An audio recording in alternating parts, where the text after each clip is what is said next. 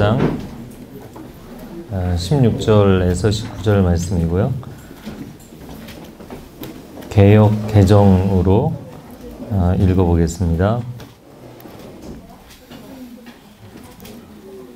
이후에 내가 돌아와서 다윗의 무너진 장막을 다시 지으며 또 그 허물어진 것을 다시 지어 일으키리니 이는 그 남은 사람들과 내 이름으로 일컬음을 받는 모든 이방인들로 주를 찾게 하려 함이라 하셨으니 즉 예로부터 이것을 알게 하시는 주의 말씀이라 함과 같으니라.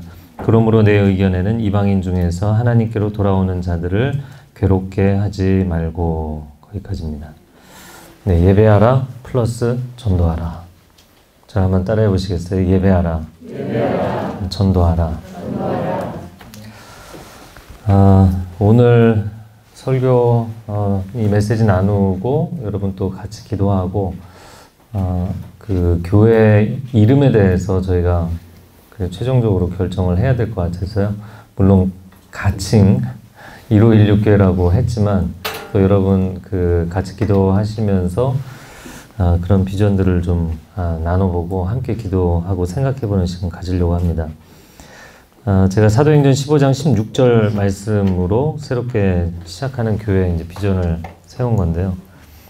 이 말씀 16절 말씀에 보면 내가 무너진 다윗의 장막을 다시 일으키시리라. 예배의 회복이죠.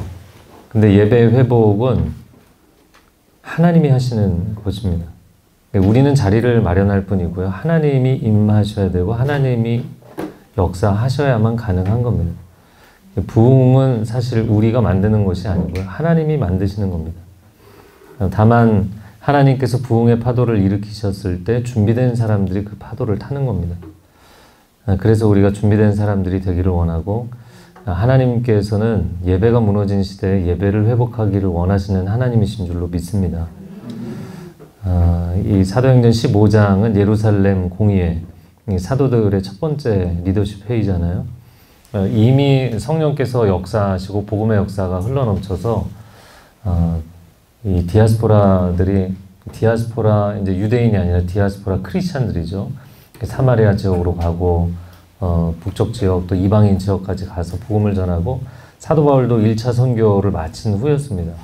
그런데 이제 예루살렘 교회의 유대 율법주의자들이 할례와 율법을 지키도록 절기를 지키도록 해야 되는 거 아니냐 이런 고집을 피게 된 거죠.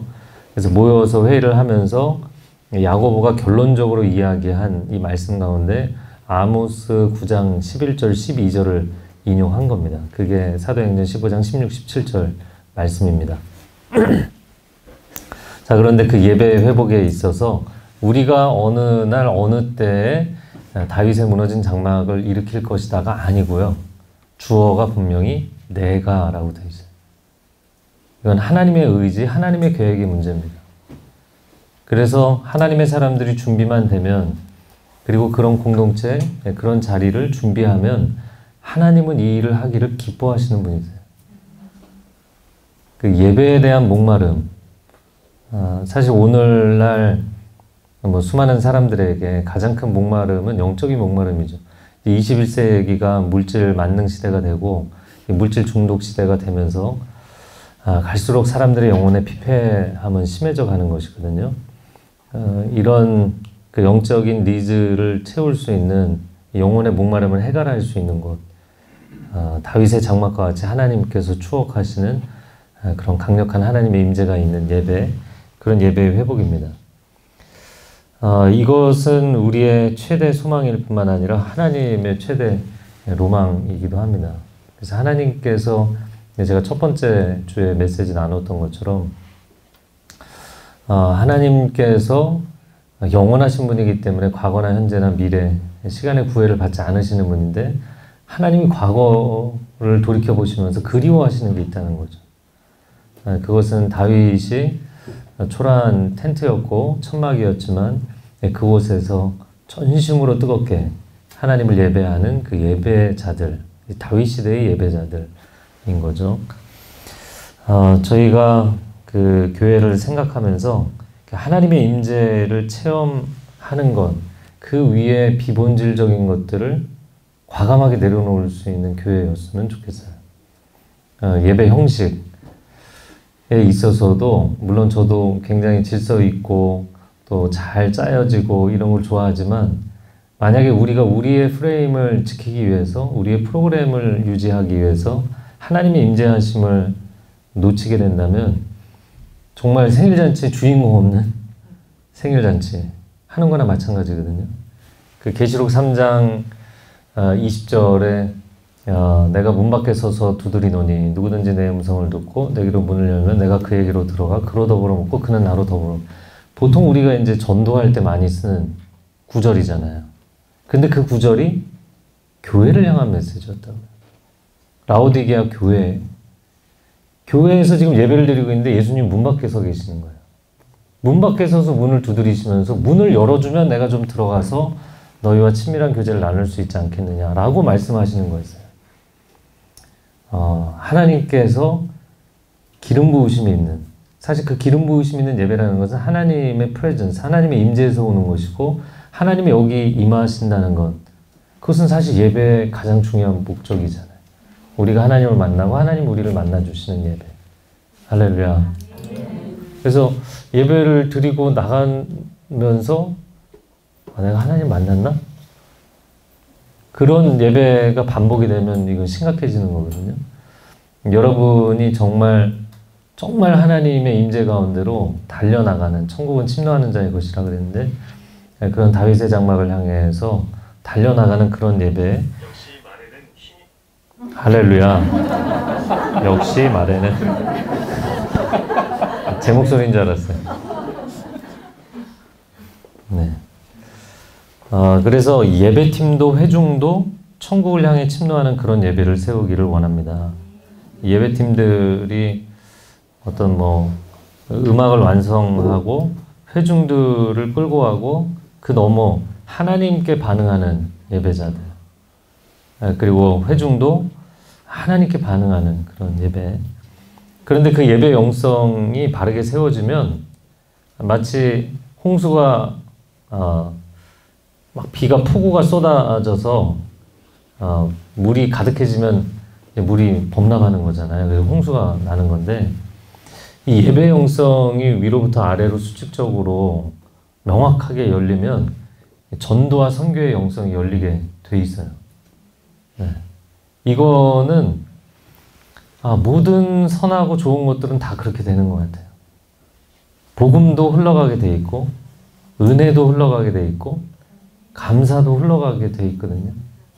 생명의 역사도 흘러가게 돼 있어요.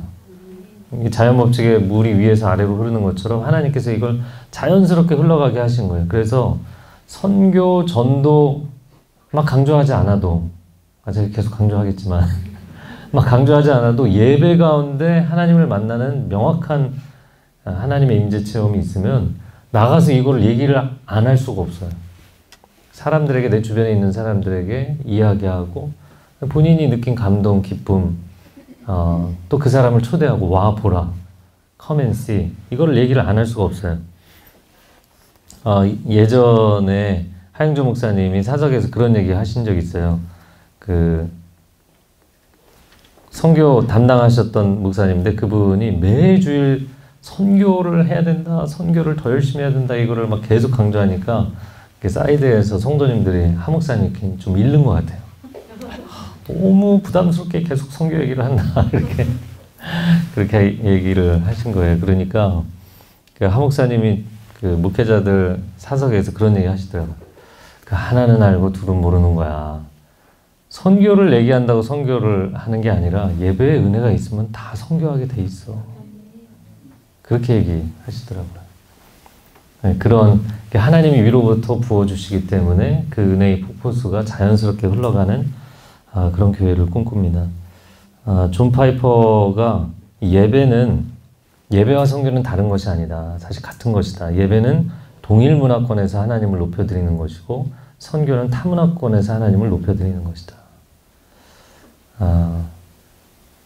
제가 이 교회 개척 운동을 하는 교회를 할 생각을 한 것은 저는 해외 선교, 성경 번역 선교에 대한 마음이 있어서 신학교를 갖고 목회자가 됐지만 하목사님께서 선교사 지망생을 너무너무 좋아하시거든요. 그래서 제가 특별히 성경번역 선교회 하려는 거를 아시고 굉장히 좋아하셨어요. 근데 선교사는 안 보내주시고 교회 계속 붙잡아 두셨어요. 그러면서 제가 온누리교회 안에서 선교적 목회가 있구나. 제가 가지를 못했지만 많은 선교사들을 보내게 됐어요. 선교 프로그램을 만들고 젊은이들 격려하고 콜링해서 선교의 비전을 심어주고 하나님 나라의 비전을 심어주고 그런데 지금 우리가 한국교회가 마이너스 성장한 지 29년이 됐고 대한민국 사회가 선교제가 되어가고 있기 때문에 이제는 교회를 타문화권에 세우는 것이 아니라 동일문화권에 지금 세워야 될 시국이 된 겁니다. 자, 그런데 제가 지난번 첫 번째 주에 16절 말씀을 중심으로 나눴는데요. 17절에 이어지는 말씀, 여러분 개역개정에 17절이 있으면 같이 읽어볼게요. 이는 그 남은 사람들과 내 이름으로 일컬음을 받는 모든 이방인들로 주를 찾게 하려 함이라. 남은 사람들, 남은 자들과 내 이름으로 일컫는 모든 이방인들이 주를 찾게 하려 함이라. 아멘. 시온산 위에 예루살렘이 무너지게 됐잖아요. 그러면서 예루살렘 성전이 무너지게 됐고 사람들이 영적으로 목이 말라도 갈 곳이 없는 거예요. 그래서 주님을 찾아올 수 있도록 하나님을 경외하는 사람들, 하나님의 백성으로 부름받은 사람들이 하나님을 만날 수 있는, 그리고 하나님 만나서 인생의 해답을 얻고 인생의 목마름을 해결할 수 있는 그 곳을 다시 세울 것이다. 이게 다윗의 장막의 비전이라는 거예요. 그러니까 1차 선교 여행이 끝나고 이방인 선교를 제약 없이 허용해 줄 것이냐 이 결정을 하는데 아모스서 9장 11절 12절을 인용한 것은 다윗의 장막을 세운 것은 우리끼리 이 예배를 인조해하고 끝나라는 게 아니라는 거예요. 열방에 이 예배의 감격이 흘러가기를 원하시는 하나님, 그 땅 끝에 있는 이방인들도 섬나라에 있는 사람들도 아버지 앞에 나와서 아버지를 만날 수 있는 그런 예배의 초소들이 세워지는 거예요. 네, 그런 비전으로 말씀하신 거라는 거예요. 그래서 여러분이 아모스서 9장 11절 12절도 댁에 가서 읽어보시면 좋을 것 같고요. 아모스서 9장 전체를 읽어보셔도 좋을 것 같아요. 아모스서는 하나님께서 이스라엘에 대한 강력한 징계와 심판에 대한 메시지거든요. 그러니까 9장을 읽다 보면요, 그 11절 이전 10절까지는 하나님이 엄청 막 혼내신다고 으름장을 놓으시는 내용이에요. 근데 11절에 갑자기 분위기가 반전이 돼서 이 다윗의 장막 얘기를 하시는 거예요. 하나님께서 왜 이스라엘을 징계하시고 그들이 2000년이 넘게 디아스포라로 그렇게 고통을 당하게 하셨나요? 결론부터 이야기를 하자면 세상에서 가장 연약한 이 이스라엘을 선택해서 그들을 통해 하나님의 구원의 큰 그림을 완성하고 싶어 하셨잖아요. 근데 그들이 그 미션을 이루지 못했죠. 그들의 존재 이유. 여러분, 그들의 존재 이유가 이 복음 인류 구원의 큰 그림을 이루어가는 통로로 쓰임받는 건데, 근데 그것을 그들이 감당하지를 못합니다. 그러면서 결국에는 존재 이유가 없어졌기 때문에 물 한 잔 하셔야 될 것 같아요. 네, 존재 이유가 없어졌기 때문에 무너진 거예요. 오늘날 교회가 무슨 역할을 하는 것인가? 라오디게아 교회처럼 예수님도 문 밖에 세워놓고 우리끼리 뭔가를 하고 있는, 만약에 그런 교회가 오랫동안 지속이 되면 그 7개 교회 중에 이제 마지막 교회가 누구든지 내게로 문을 열면이잖아요. 근데 첫 번째 교회가 에베소 교회죠. 가장 대표적인 교회, 가장 큰 교회. 근데 그 에베소 교회에 예수님께서 하신 말씀이 그러므로 어디서 떨어졌는지를 생각하고 회개하여 처음 행위를 가지라. 그리하지 아니하고 회개하지 아니하면 내 촛대를 그 자리에서 옮기리라. 이 말씀이 에베소 교회에 주신 말씀이에요. 촛대를 옮긴다는 게 말하자면 예배 초소로서 기능을 못한다는 얘기입니다. 문을 닫는다는 얘기입니다. 제가 통독 사역할 때마다 늘 나누는 것 중에 하나가 노아 홍수 때 끝내셨어야 됐는데 왜 역사를 그때 안 끝내시고 컨티뉴를 하셔서 이렇게 어려운 역사를 이어가시나. 그건 딱 하나의 이유는 단 한 가지입니다. 인류를 구원하시겠다는 하나님의 계획을 품고 계셨기 때문이에요. 만약에 그 소망의 계획이 없으셨다면 이 인류 역사를 다시 연장해서 하실 이유는 하나도 없는 거예요.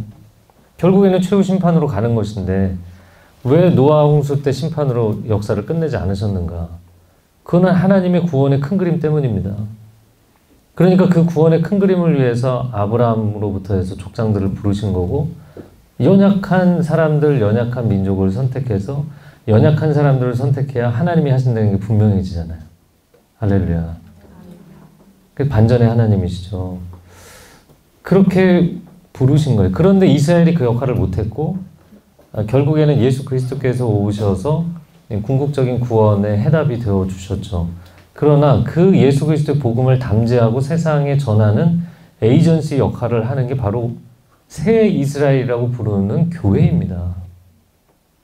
자, 구약시대를 놓고 봤을 때 우리가 이스라엘이 사명을 못했기 때문에 문을 닫게 됐잖아요. 교회가 만약에 오늘날 이 사명을 못한다면 문을 열고 있을 이유가 하나님께는 없는 거예요.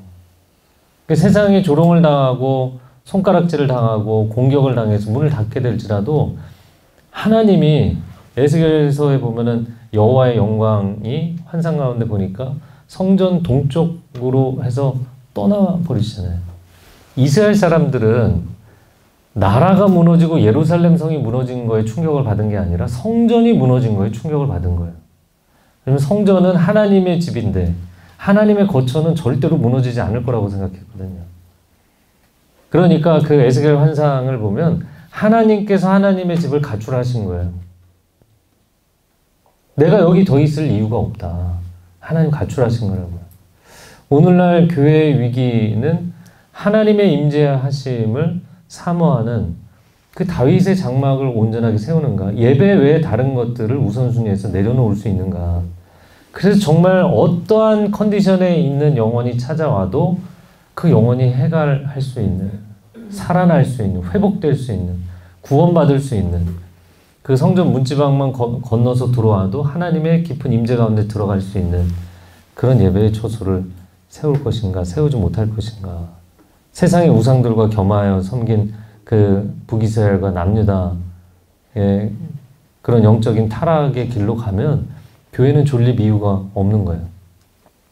오늘날 교회가 다윗의 장막을 회복해야 될 줄로 믿습니다. 그리고 열방의 예배 센터를 세우고 그 은혜의 통로, 구원의 통로가 되어서 이런 교회의 영성, 핵심 가치, 프로그램이 아니고요.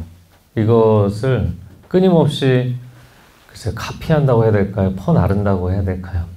사람들이 흩어져서 그런 교회를 곳곳에 세워야 됩니다. 뭐 사실 국내의 교회들을 세울 생각이지만 선교지, 해외, 어디가 됐든 간에 이런 교회들이 곳곳에 세워져서 오늘 이 말씀 16절과 17절의 말씀 이방인들이 돌아오는 것을 우리가 괴롭게 하면 안 되지 않느냐. 교회가 세상을 향해서 이 생명수가 흘러가도록 해야 되지 않느냐. 하나님의 임재의 기름 부으심이 흘러가도록 해야 되지 않느냐. 교회의 그것이 존재 이유고 생명이고 그것이 교회의 사명이다. 그래서 남은 사람들 내 일컬음으로 즉 하나님의 백성이 된 모든 열방의 사람들이 주님을 찾을 수 있게, 주님을 만날 수 있게 해야 될 줄로 믿습니다. 오늘날 한국교회가 풍전등화의 위기에 있습니다.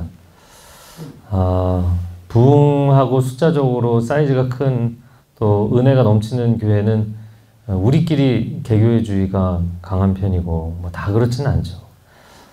굉장히 위태위태하고 어려운 교회들은 또 패배주의에 많이 빠져 있고 그래서 연합을 두려워합니다. 하나님 나라, 뭐 부흥운동 이런 거 두려워합니다. 왜냐하면 연합하면 좋은 교회 사람을 뺏긴다고 생각하기 때문이에요. 그러다 보니까 더 아무것도 못하고 그냥 같이 계속 가라앉아 가고 있는 거예요. 예배가 무너지고 교회가 영적인 발전소 역할을 하지 못하고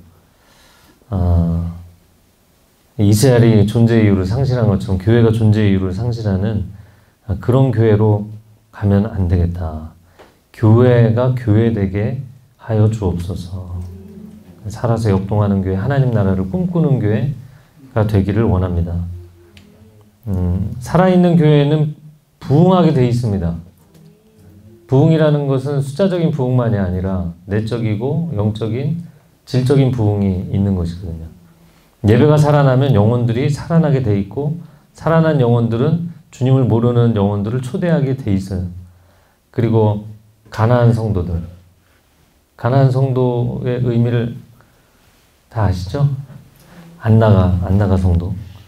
이 성도들이 돌아오게 만드는 거죠. 10년, 20년, 30년 자체방학하고 계신 분들, 그런 분들 돌아오게 하는.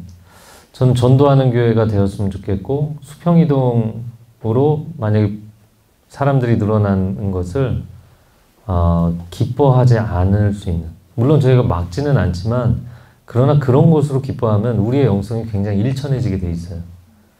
제가 이제 밴쿠버에서 사역을 하면서 교회가 짧은 시간에 많이 부흥했는데 리더십들이 어느 순간부터 어깨에 막 힘이 들어가더라고요. 교회 리더들이. 우리 교회가 이제 막 커진다는 거죠. 부흥한다는 거죠. 그래서 제가 리더십 모임 때 굉장히 뭐라고 했어요.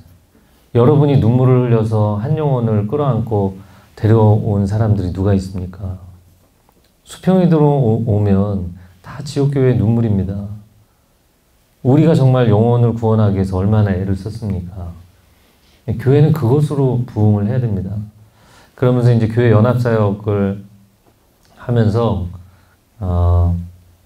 지역교회, 뭐 거기는 워낙에 또 좁은 동네이기 때문에도 그랬고 타교에서 오시는 분들 제가 새가족 모임에서 어떻게 오시게 됐어요? 그래서 다른 교회에서 밴쿠버 안에서 이동을 하신 분들은 담임 목사님께 말씀드리셨어요. 목사님과 이렇게 축복하면서 허락받고 오셨어요. 이런 거 물어봤습니다. 어떻게 보면 상당히 불편할 수 있는 얘기거든요. 그러니까 어떤 분은 막 화를 내고 박차고 나가더라고요. 내가 와준 되는데 그러면서 화를 내고 나가시더라고요.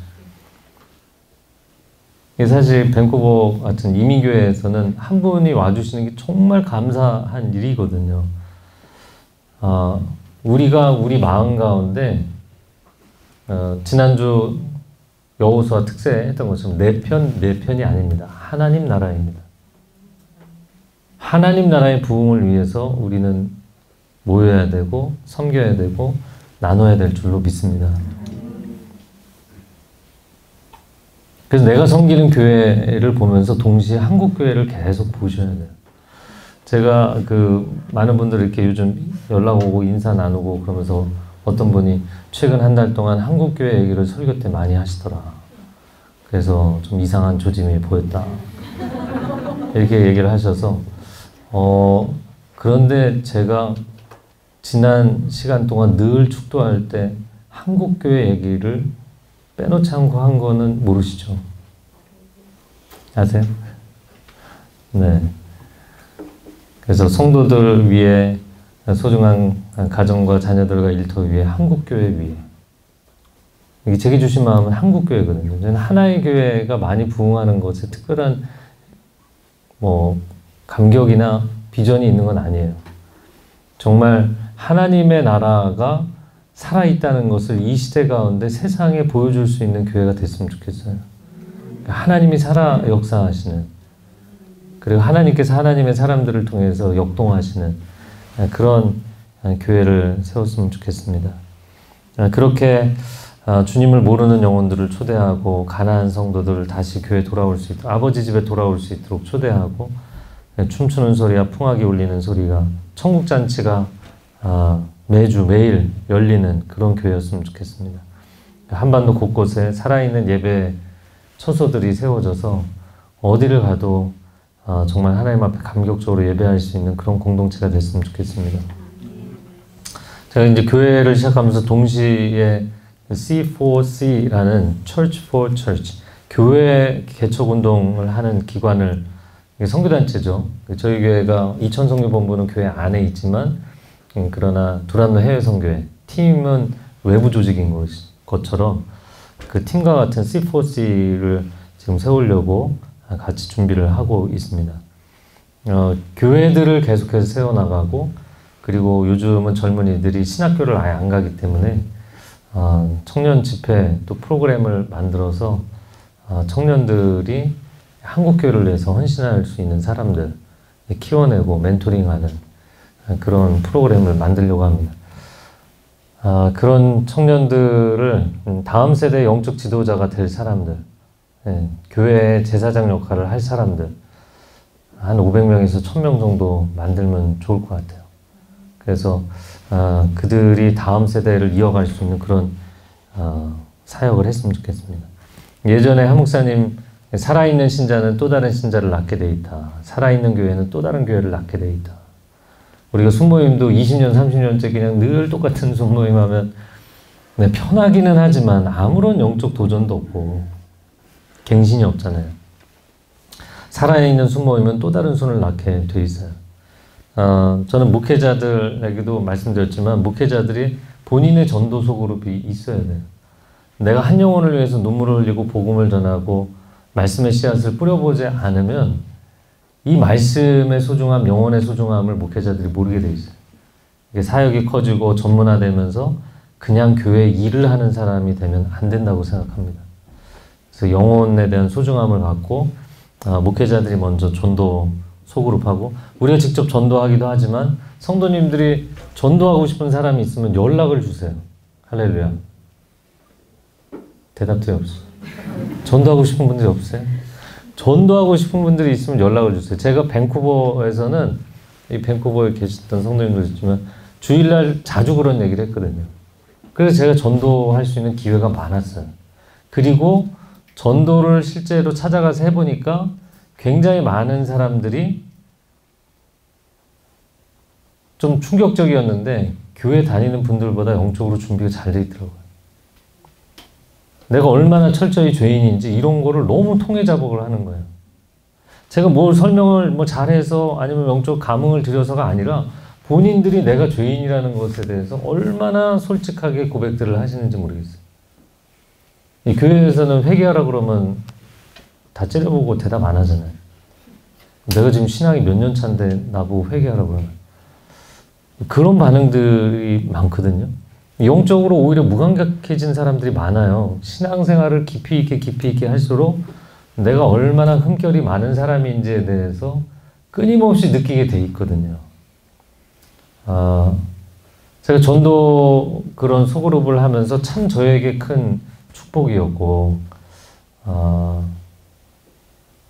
저는 여러분들이 전도할 분들을 주일날 말고 새벽에 데려오시기를. 할렐루야. 갑자기 신음소리가 나는 거예요. 너무 좋으셔서. 이것도 제가 오랫동안 청년부 그리고 성인 예배 경험을 해보니까요. 주일날 모시고 오는 것도 괜찮은데, 그러면 주일날은 모두가 딱 깔끔하게 입고 깨끗하게 메이크업하고 완전 무장을 한 상태에서 오거든요. 자기 자신을 잘 쏟아놓지 않아요. 물론 처음에 은혜 받고 마음을 오픈하는 경우들도 있지만, 그리고 또 일주일을 기다렸다가 또 한 번 나오고, 일주일을 기다렸다 또 한 번 나오잖아요. 제가 이제 밴쿠버에서부터 이제 그런 경험을 했는데, 이성민 집사님이 새벽에 그렇게 전도할 사람들을 많이 데리고 나왔거든요. 그리고 그 사람들이 3개월, 6개월, 1년 만에 인생이 뒤집히더라고요. 매일 나오니까. 그 매일 영적인 공간에 들어와서, 사실 새벽 예배는 이렇게 메이크업하고 커버하고 이런 거 없잖아요. 그냥 내가 몸 안에 있는지 밖에 있는지도 모르고 그냥 이불에서 그냥 나와서 온 거잖아요. 그 무방비 상태에서 하나님의 임재 가운데로 들어가는 게 굉장히 중요하거든요. 내가 이 방어 라인을 만든 거를 이 장벽을 내려놓으면서 들어가려면 시간이 한참 걸리거든요. 근데 새벽에는 그냥 하나님 임재 가운데 바로 들어가는 게 가능하기 때문에 그런 자리에 나오셔서 제가 길청년부 그 새가족 순장들이 새벽팀을 함께 섬기는 얘기를 들으면서 또 한 번 확인한 게 제가 대청할 때입니다. 새가족 순장들이 새가족들, 주일날 온 새가족들한테 저희가 어디서 홀리스타 새벽예배, 청년부 새벽예배를 하는데 거기 나오실래요? 그래서 새벽에 딱 초대를 하는 거예요. 그러니까 3개월 만에, 6개월 만에 방언받고 성령 체험하고 아우니치 갔다 와서 한 학기 만에 순장하고 뭐 순식간에 바뀌는 거예요. 네. 할렐루야. 또 한 번 탄식이 감동의 탄식이라고 믿고, 전 여러분이 정말 시대를 회복하고 부흥시키려면, 영혼 살리는 일을 하려면 여러분이 먼저 부지런하셔야 돼요. 히스기야 리더십을 보면서 히스기야는 2배 열심히 산 거거든요. 크리스찬은 자기 일도 열심히 해야 되지만 교회 일도 열심히 해야 돼요. 우리 가족도 돌봐야 되지만 잃어버린 영혼들도 전도해야 되잖아요. 제가 오늘도 낮에 전도 속으로 성경 공부하면서 그런 얘기 했는데, 이성미 집사님이 이 전도한 12명의 사람들 앉혀놓고 12 아주머니 제자들과 성경 공부를 했거든요. 7주 동안. 근데 다 나중에 이제 영접 기도하고 세례를 받으셨는데 한 분이 그걸 안 하시는 거예요. 뭐 2분이 있었는데 그 중에 한 분이 이제 먼저 했고, 한 분이 마지막까지, 저는 이제 한국으로 돌아가야 되는 상황이고, 이성민 집사님도 거의 비슷한 시기에 한국으로 돌아왔는데, 그 한 분이 어느 날 전화를 해서 저하고 집사님을 집에 초대를 한 거예요. 그래서 식사를 하러 이제, 페어웰 하려고 저를 초대했나 보다. 그러고 갔는데, 이분이 간증문을 써놓고 기다리고 있더라고요. 근데 그 간증문이 구구절절히 읽으면서 무슨 얘기냐면, 저는 하나님이 저 같은 사람, 저같이 이기적이고 안 좋은 사람도 사랑해 주시고 품어주신다는 게 너무너무 감사하지만 저는 사실 결심이 안 섭니다. 지금까지 결심이 안 서서 영접 기도를 못했습니다. 왜냐면 저는 이성민 집사님처럼 살 자신이 없습니다. 늘 음식 만들어서 주변에 사람들 다 나눠주고, 사실 건강도 굉장히 약한 분이거든요. 뭐 일 있으면은 다 거기 또 기러기 가족이잖아요. 그러니까 일 있으면 그냥 나가서 일 보고 애 맡기라고, 애 다 봐주고, 새벽마다 체구도 작으신 분이 8인승 밴 리스해갖고 사람들 태워갖고 전도하려고 그렇게 열심히 헌신하니까, 우울증에 빠진 사람, 개인적으로 힘든 사람, 뭐 그런 사람들 다 챙겨서 데려와서 새벽에 같이 예배드리면서 격려하고 위로하고 세우니까 가장 가까이 계시던 분이거든요, 집이. 저는 이성민 집사님처럼 살 자신이 없어서 크리스찬이 될 각오를 못하고 있습니다. 그런데 제가 이제는 그렇게 살아보려고 합니다. 그러니까 이분이 오랫동안 그걸 고민하는 거예요. 여러분, 우리가 정말 크리스찬으로서 열심히, 지금도 열심히 살고 계시지만, 할렐루야, 전도하는 교회가 될 겁니다. 저는 되어야 한다라고 표현하지 않고 될 겁니다. 왜냐면 예배 은혜와 감격이 있으면 나가서 전하지 않을 수 없는 교회가 될 거라고 믿습니다. 그래서 우리는 진짜 목숨 걸고 예배 드려야 되고, 그 예배의 감격이 흘러가는 교회, 그것이 전도와 선교로 나타나는 그런 교회가 되었으면 좋겠습니다. 이 C4C 사역, 교회 개척 운동 사역에 대해서 조금 지금 그리고 있는 구상에 대해서, 비전에 대해서 나누면요, 도시들을 정탐하고 또 어느 도시에 그 다음 교회를 세워야겠다는 게 결정이 되면, 이건 이제 C4C 사역이기도 합니다. 개척팀 구성해서 이제 준비를 하고 스피리추얼 매핑을 하고 그런 사역을 해야 될 것 같아요. 그런데 이 네트워크 교회는 이거는 가버넌스의 문제, 관리 감독을 어떻게 할 것이냐의 문제가 사실 대부분의 네트워크 교회들의 가장 당면한 어려운 과제입니다. 왜냐하면 이 네트워크를 강하게 묶어놓으면 영성과 비전이 상실되는 경우가 많아요. 그렇다고 해서 네트워크를 느슨하게 해놓으면 다 각자 제 갈 길을 가고 싶어요. 그러니까 이게 항상 이제 갈등인 거예요.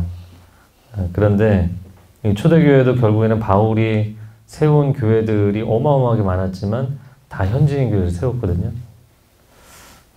저는 막 가칭 1516 교회 가칭을 생각했던 이유 중에 하나도 비전적인 네트워크, 조금 느슨한 네트워크, 자유로운 네트워크였으면 좋겠다.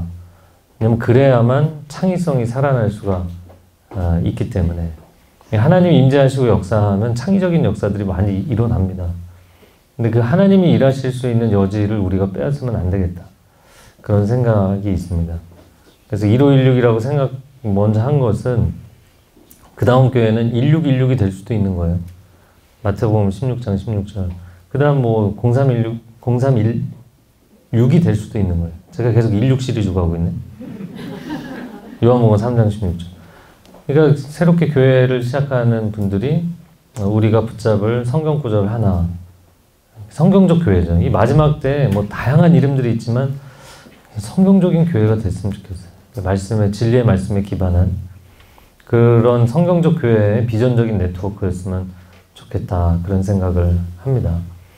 그리고 뭐 가깝다면 분립도 가능하겠지만 여러분 뭐 온누리교에서 우리가 배운 게 이게 그냥 행정적인 시스템적인 분립은 의미가 없다고 생각해요.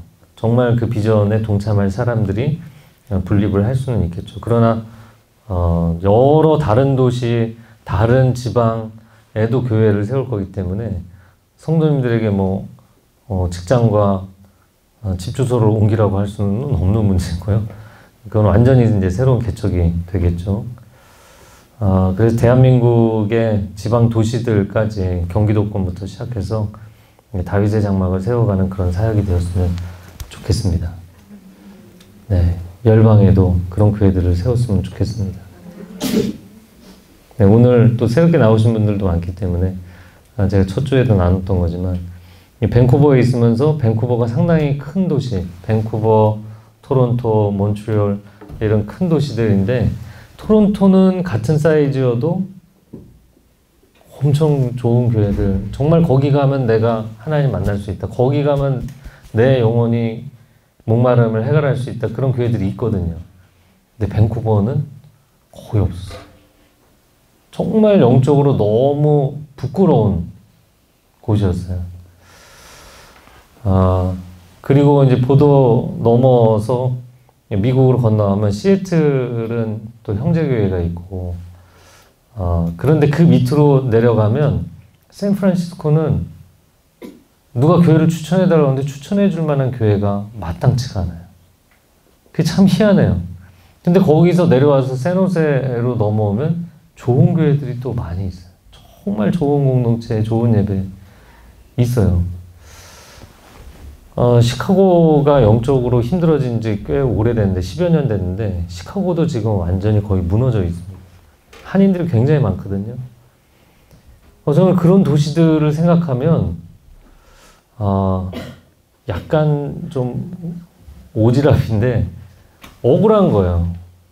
너무너무 억울한 거예요. 이렇게 하나님의 사람들이 이렇게 많은데 원수에게 조롱을 당하고 있는 게 너무너무 억울한 거예요.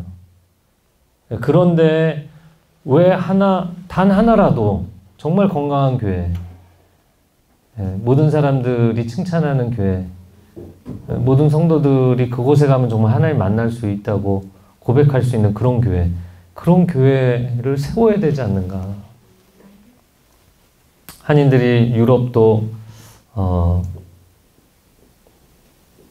많이 나가 있거든요. 근데 로마나 파리 이런 데도 추천할 교회가 없다는 게 이제 그분들 사는 분들, 또 살다가 오신 분들, 유학하고 오신 분들의 이야기입니다.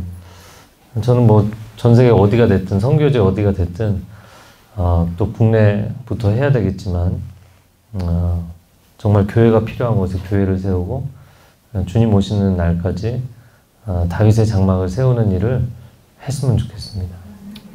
네, 할렐루야. 네, 하나님이 기뻐하시는 일을 마음에 품고 그 꿈을 꾸면 하나님의 꿈은 이루어질 줄로 믿습니다.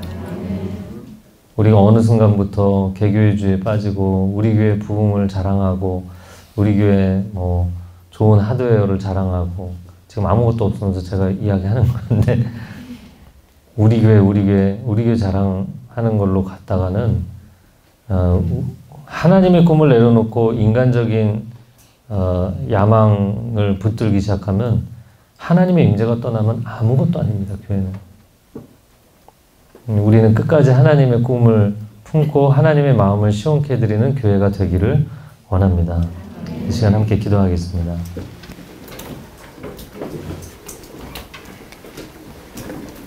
하나님의 꿈이 나의 비전이 되고